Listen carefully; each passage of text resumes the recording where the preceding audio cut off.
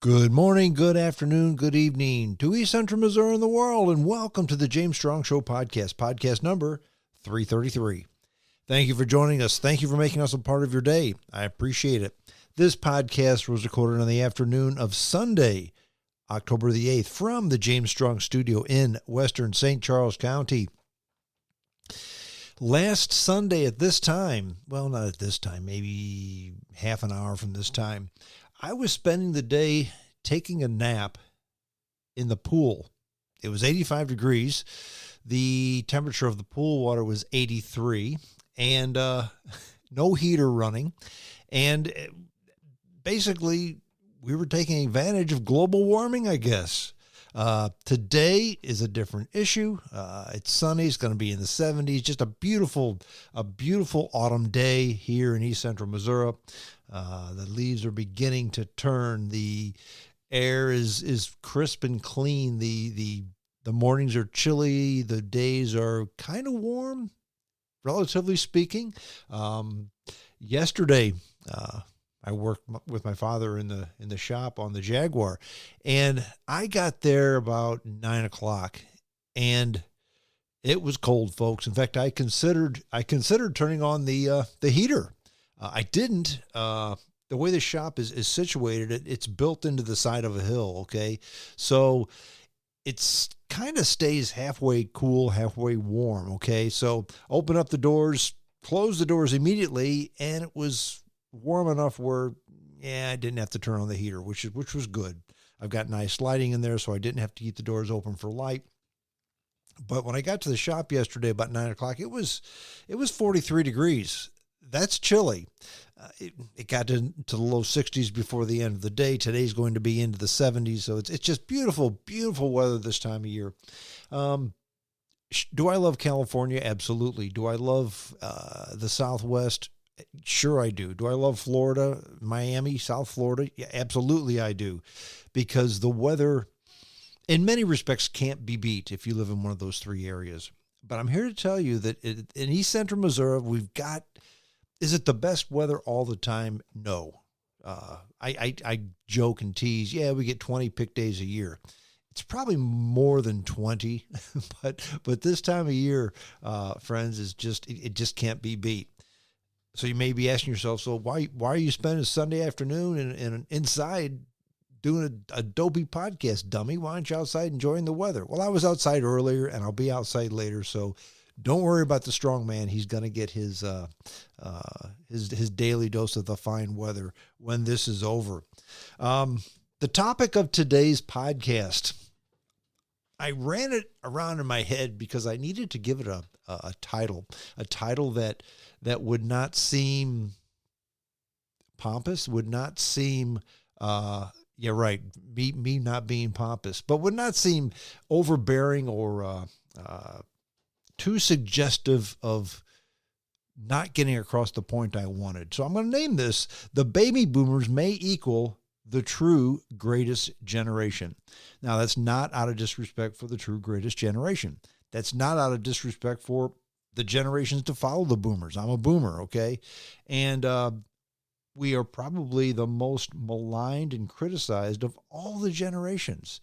And if you look at what has been accomplished while the boomers were captains of industry, and granted, we're waning, more and more of us are retiring every day, stepping out of the workplace.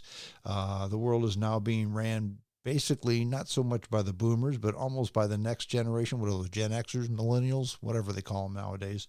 But the argument can be made that the boomers are, in fact, the greatest generation. And there was an article I read in the Wall Street Journal that kind of just checked one more box as to why the boomers may be single-handedly responsible for not only preventing this country from going into recession, but will continue to drive this country well into probably the 2030s. Listen up after we do a few more things to listen to the essay, because you may be scratching your head thinking, Strong, what the heck are you talking about? Be patient. This is one more time when this is a topic that is not in the news, but I think it should be in the news. But they're never going to play it on the news, not because they're afraid of it, but because it's not man bites dog. Okay. But before we get into that, I heard a song on the radio this morning by Black Oak, Arkansas, and the trophy wife and I were listening to the song. Who the heck is that? That's an interesting song. And it was by Black Oak, Arkansas, which was I'm not going to say a fairly popular band in the late 60s, early to mid 70s. Okay. They were the country rock. They were the original country rock band, in my opinion, before Leonard Skinner, before 38 Special, before the Ozark Mountain Devils, before all those Southern rock bands was Black Oak, Arkansas. And it's funny because I drive through the town of Black Oak, Arkansas 2 or 3 times a year when I'm traveling on business, and I drive between Cape Girardeau and Jonesboro, Arkansas. Cape Girardeau, Missouri, Jonesboro, Arkansas. I go through the town of Black Oak. Tiny little town, almost a nothing town. And this band is by far the biggest thing that ever happened to Black Oak, Arkansas. In fact, they've got a big mural in the middle of the town square of the band, okay? Right in the middle of Black Oak, they've got a big mural of Black Oak, Arkansas. You can't miss it if you drive through the town. But their lead man, their front man, their lead singer, Jim Dandy Magnuson, is an interesting guy. He's been with the band since the 1960s, okay? And I think it was a few years where he wasn't with them, but for the most part, he's been with the band the whole time. And I posted a picture on Facebook, okay? Go to my Facebook page and look at this. And I'm always a big fan of seeing your favorite rockers before it's too late, okay? A couple weeks ago, the trophy wife and I saw Ringo Starr and his Traveling All-Star Band. It was wonderful. We enjoyed it. And all the guys in the All-Star Band have not yet. Yeah, they've passed their prime, but it's not too late, okay? Jim Dandy Magnuson, maybe too late, okay? Just take a look at those pictures of at his peak in the 70s with Black Oak, Arkansas, and then him performing today, and you tell me if he hasn't peaked, okay? Good argument for seeing your favorite rockers before it's too late. Woke up yesterday morning. Slept in a little bit, woke up at about 6:15, something like that, to news that Israel had been invaded by Hamas, both on land and sea and air, all three. And one more war that's going on. And I don't know what's going to happen with this. I will tell you this. Israel will not stand pat.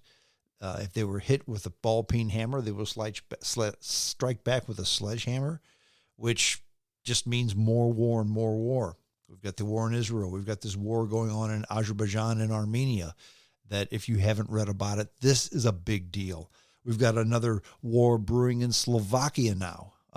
This is a big deal. Of course, the war in Ukraine that seems to be at this point a stalemate. You've got countless wars in Africa. About half of Africa is at war, folks. I don't know if you know this or not, but you've got the warlords in the north, in the old Sahara, Libya, and a lot of other countries around there, which really are failed states and are just basically feudal warlords are running the country, and it's war. The Horn of Africa, there's been a war going on there for, I don't know, 30, 40, 50 years, maybe always. Most of Central Africa is at war, either with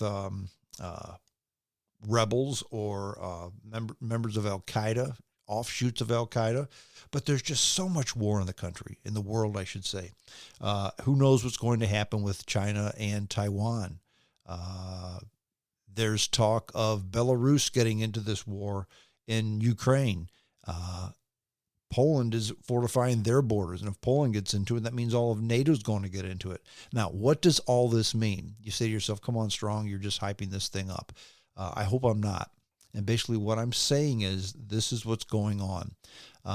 It may peak. It may have peaked. It may be about done. It may be subsiding somewhat. It's not going to be done. It may be just getting started. My advice to you, friends, is, as always, but especially now, keep your powder dry. Keep your money safe.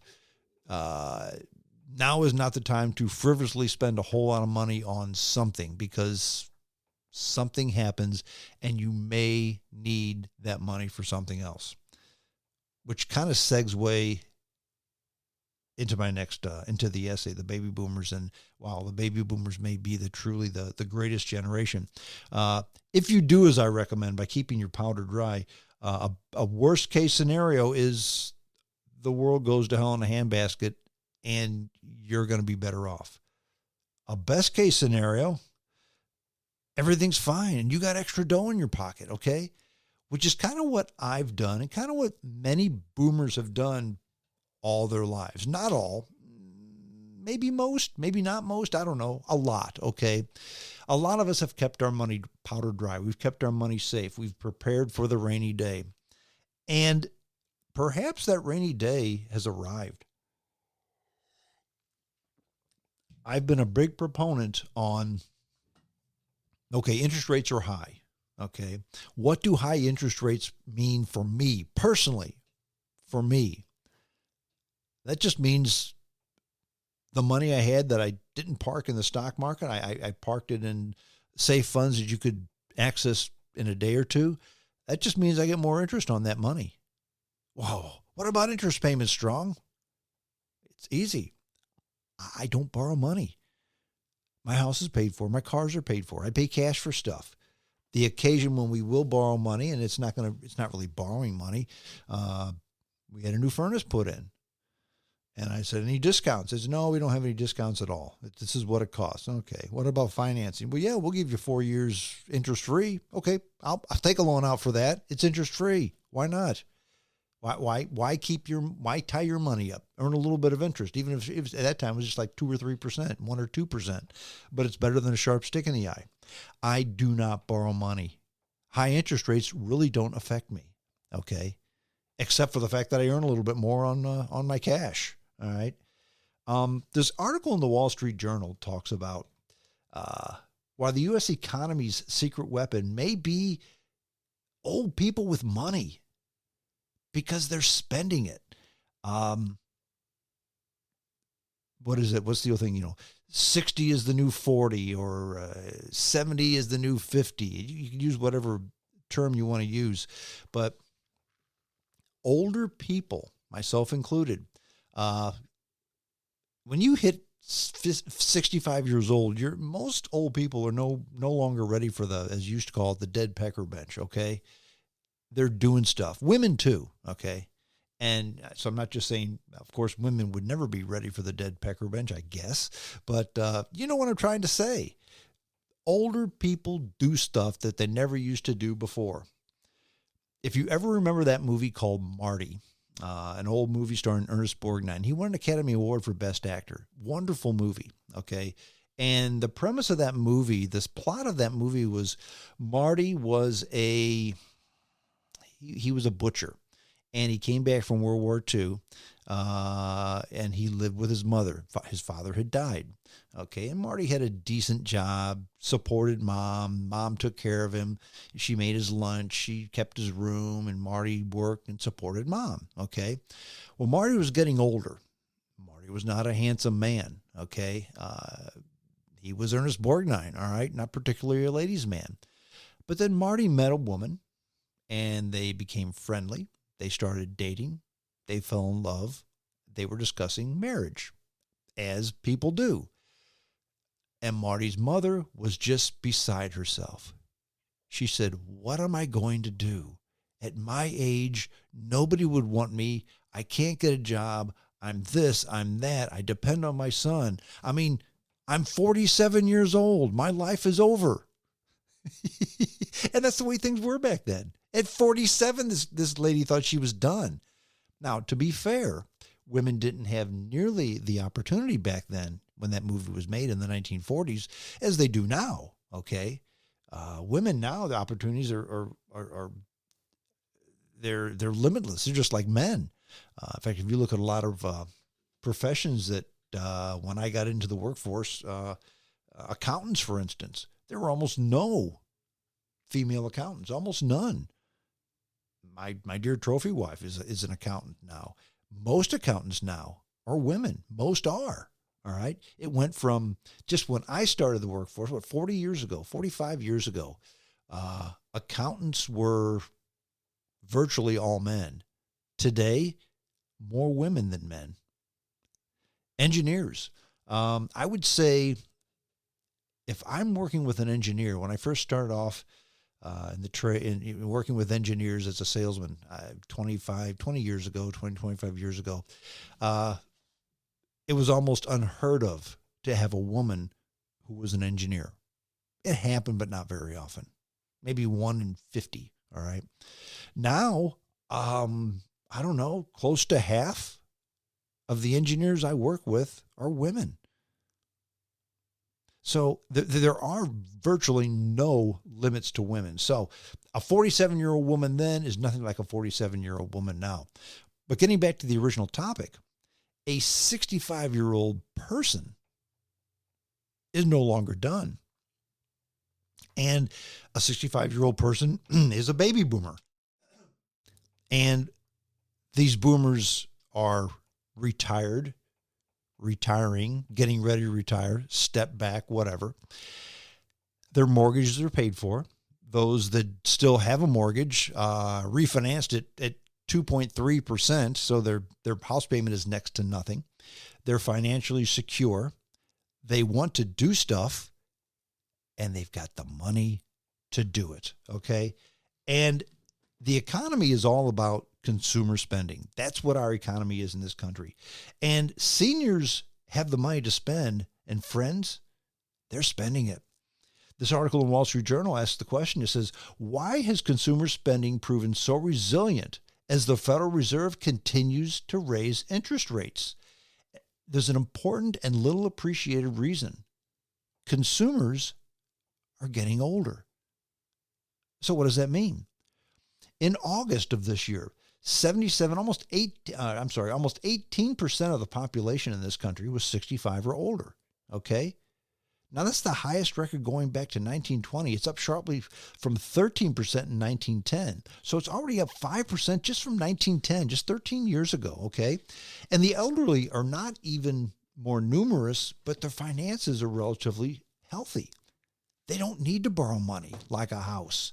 And they're at less of a risk of being laid off. I mean, think about it. If you're retired, who cares if they're laying off at the plant? Nobody does. He doesn't because he's not, he or she don't because they're not working at the plant. You don't get laid off from Social Security. You don't get laid off from your pension. You don't get laid off from your 401k savings. That just continues on. This has made the elderly, and I use that term loosely, okay? They're talking 65 and older, and I'm within a few months of that. Okay. But this has made the elderly a spending force to be reckoned with because Americans 65 and up now account for 22% of all the spending in this country. That's the highest share since they started keeping records of that. And it's up 15% just from 2010. Those numbers come from the Labor Department's Survey of Consumer Expenditures, which was released last month. Now, these consumers will matter over the coming years. This is according to Susan Stern. She's the chief economist at the Economic Analysis Associates, okay? The larger share of consumers provides a consumption base at times like today when job growth is slow, interest rates rise, and student debt loan repayments are beginning again, okay? I mean, if you think about that, here's the big problem with today's economy. Okay, job growth is slow. And here's the problem. Job growth is slow. If you're 65, you're probably not looking for a job. You're probably looking at walking away from your job, or you've already walked away from your job. Interest rates are on the way up. So you haven't borrowed money. And if you have, you're locked into your mortgage at 2.5%. And student debt loan, you got to start paying your student debt loan again. Not the 65-year-olds. I'd say almost none of them have student loan debt. So all the big problems with the economy, the boomers are taking a pass at it. Okay. In fact, seniors' high spending, they reflect good health, wealth, and perhaps lingering psychological effects of the pandemic. There was a lady they interviewed. Her name is Maureen Green. She's 66, lives in Massachusetts. She said, now there's money in the bank and I'm spending in ways that bring me closer to friends and family than I ever was before.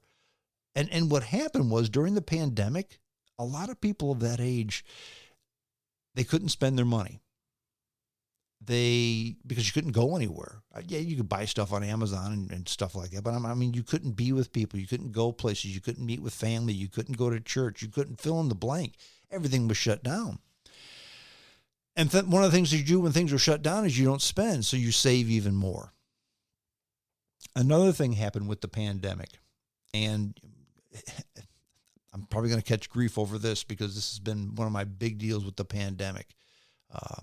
The pandemic was real. COVID-19 was real. Millions of people really did die from COVID-19. And more than once, I had younger people tell me, why? I'm not wearing a mask. I don't care. COVID-19, it's no more than the flu. Well, first of all, who wants to get the flu? Because it's not pleasant. But it's no more than the flu. The only one it's going to affect is the old people. And I look them square in the eye and say, son, I'm old people. It affects me, okay? And a lot of people my age, in fact, I would say that everybody, virtually everybody, that's not the absolute, but virtually everybody my age knows somebody my age that died of COVID-19. I never knew anybody that died of the flu, but I've known people more than one, more than two, more than five my age that I either knew directly or indirectly who died of COVID-19. They died from it, okay? And this wasn't the fact that they were in an iron lung, no COVID-19 and died. No, this was really they caught COVID-19 and then died, all right? So it gets these baby boomers to thinking, okay, this is gone. This is all but past, and I'm going to live my life. I've got the money in the bank. I'm free. I'm going to spend, baby, spend. And why not? Okay. Now, 1 million Americans did not survive COVID-19. This is the words of Maureen Green. She said, and that's part of why I'm spending money. I'm going to spend it now because there'll be a time when it won't be there anymore and I won't be there anymore. And she's not wrong. And the lifestyle of seniors has changed dramatically. Seniors are more active than ever. They go places, they do things. They're riding bikes, even if they're e-bikes, which e-bikes aren't bikes, but that's another story for another day. Hiking, traveling, camping, fishing, you name it, we're doing it, okay? And that's just not my opinion. There's a Department of Labor graph on this article, and it shows who spends the money. Let's go to 2025, okay? Those, and there were 4 categories: 65 and older, 45 to 54, 35 to 44, 55 to 64, okay? And in 2005, the ones who spent the most money were the ones between 55 and 64 years of age, which kind of made sense, okay? They've got the money, the house is probably paid for, they're going on vacations with their families or maybe not their families. They have the most money. That's kind of been the way it always is. The next group were the youngest, from 35 to 44, okay? They spent the second most money. Who spent the third most? Those that are, where is it? 55 to 64, okay? And the ones that spent the least, 65 and older, right smack dab at the bottom. Now, there was a 5th category that never really played into this, and that's the 25 to 34-year-olds. They were always, in 2005, they were the second lowest. I said 4, but it's 5. They were the second lowest, and now they are by far the lowest. However, to be fair, these people, they're not earning money yet. Their careers haven't peaked, so you can't spend it if you don't have it. So that group has always been in the lower demographics. They used to be second from the last after 65 and older. Now they are dead last. As of today, what group spends the most money? 65 and older. And it's not even that close. 22% of all money spent in this country are spent by those 65 and older. In fact, it's kind of amazing because I've always wondered. Years ago, when I used to be more involved in radio, I would always hear, "Yeah, 65 and older, we don't like to cater. Nobody likes to cater to the 65 and older group. No broadcasters, no ad people, no marketing people. They don't care to cater to those people. Why? Because they don't spend any money." And once upon a time in 2005, that was kind of true. Okay. A little over less than 14% of all money spent in this country was spent by those 65 and older. Today, 22%, almost twice. Okay. So I don't know why marketing people don't cater to older people. Actually, some do. The smart ones do. Trophy wife and I got back from a river cruise several months ago. It was all old people, not all. I would say that we were some of the younger on the cruise. There were a handful of couples that were younger than us, but not a ton. There were certainly no 25-year-olds on the cruise, except for those working there. But who else has thousands of dollars to spend on vacation? Older people. Who can buy a new car and pay cash? Older people. Who can go out to a nice restaurant? Older people. Who can go on vacation and into a nice hotel? Older people. Who can go to the opera? Older people. Who can go out and see the old rockers? Older people. Because we've got the money. Because we kept our powder dry. Because really, we don't have the debt. And the interest rates that are driving up car loans and home loans and credit card bills doesn't affect us. I had an argument with I'm fighting with a medical group now, whereas they don't want to pay for the hospital visit I had when I had my spider bite. They said, you weren't sick enough to go to the hospital. I said, did you hear what the doctor said? Did you see what the spider bite looked like? I'm confident I'm going to win this. But basically they're saying, look, you got to pay your bill or we're going to ruin your credit. I said, I don't care. I don't borrow money. My credit score is over 800 right now. Do your worst. I don't care if my credit score is 800 or 200. I don't borrow money, so it really doesn't matter. The money spent by those that are older are going to drive the economy and quite possibly could be the ones that prevent this country from going into a recession. In fact, again, going back to the article, the lifestyle of seniors has changed dramatically, more active than ever. That's just not me talking. This is Marshall Cohen talking. Marshall is the chief retail advisor of Circana. That's a research firm that specializes in consumer behavior. Now, that has expanded the menu of recreation on which to spend. You know, the e-bikes, the hiking, all that kind of stuff. All that stuff costs money. E-bikes were thousands of dollars, some of them. 24-year-olds aren't buying them, all right? Now, you can go into the debate as to whether you need them or not. But if people want them and they're willing to pay for them, it's worthwhile. In fact, change in household spending. Let's go into another graph on the article. 3 categories: over 60, less than 40, between 40 and 60. And to be fair, over the last year, spending by all groups has dropped a bit. 60 plus, spending has changed. It's gone up 8%. It had gone up over 9% the year before. This year, it's just gone up 8%, but still gone up. Spending for the less than 40 years is only up 4.5%. Spending for those between 40 and 60 is just up a little over 5%. But again, 60 and older, spending is up 8%. That's huge. So not only are the boomers spending more than anybody else, the rate at which they spend continues to increase. Putting it into baseball terms, if the home team is up 12-6 and both teams score in the 7th, but one team scores 3 and the other team scores 2, well, okay, they've both scored, but the winners continue to score more. So the gap continues to get bigger. And that's the way it's working. In fact, the average household income for people 65 and older is 2% more than last year. That's 65 and older, not 60. Comparable data isn't available for 2023 because 2023 isn't over. But consumers older than 60 reported spending some 9% more in August than last year. That's according to that graph. So we're not through the whole year, but going from August to August, up 8%. And again, they talk about American Cruise Lines. It gears cruises towards older customers. Double-digit sales growth, largely driven by boomers. Okay? Now, river cruising has traditionally attracted an older audience, and I get that. And with more boomers retiring every year, there's a rapid growth for that type of business.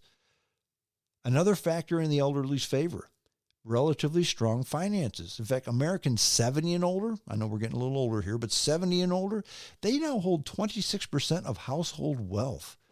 Again, the highest since records have been held. Now, while economists see a relatively high probability of recession in the coming year, Ed Yarnetti, he's the president and chief investment strategist at the Yarnetti Research Institute. He's not one of them. An important reason because the baby boomers alone have amassed $77.1 trillion in wealth. $77 trillion.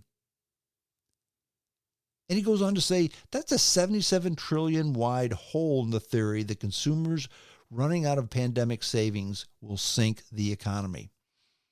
Because let me tell you something about people when they get older, and I'm speaking as a person who's getting older. If you've got some dough, okay, and you start thinking to yourself, and when you get older, you start thinking this way. I'm thinking this way, okay? For instance, the next car I buy may be the last car I buy. And you think to yourself, what are you talking about? And I mean daily driver to do stuff, okay?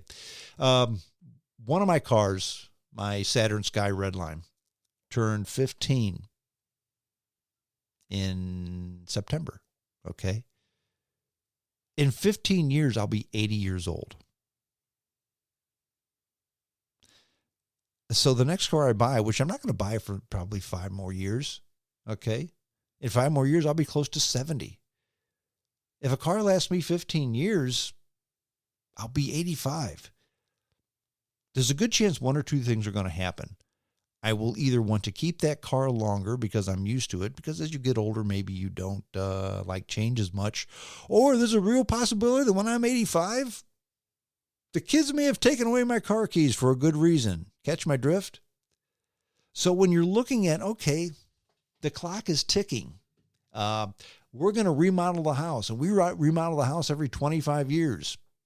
We're not going to be remodeling it 25 years from now because if we're still here, we probably won't care. So you've got a hunk of money, and you've got two choices. Spend it or leave it to the kids. Most of us choose door number one. Few of us choose door number two. And that's few, not all. No offense if any of my children are listening to this podcast. I think you know this, and I hope you like it. I think you do. But my plan is to leave you nothing. My plan is to spend it all. Sometimes that doesn't happen, and you may get a little bit. But that's $77 trillion that old farts like me have, and we're probably going to be pumping it into the economy.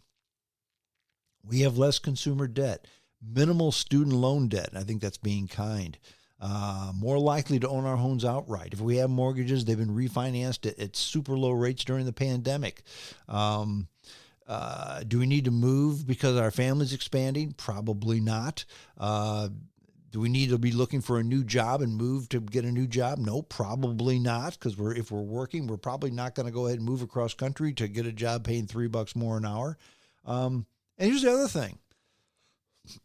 When you retire and you get Social Security, retirees who got Social Security got an 8.7% cost of living bump. You just get the raises if you have Social Security. Okay?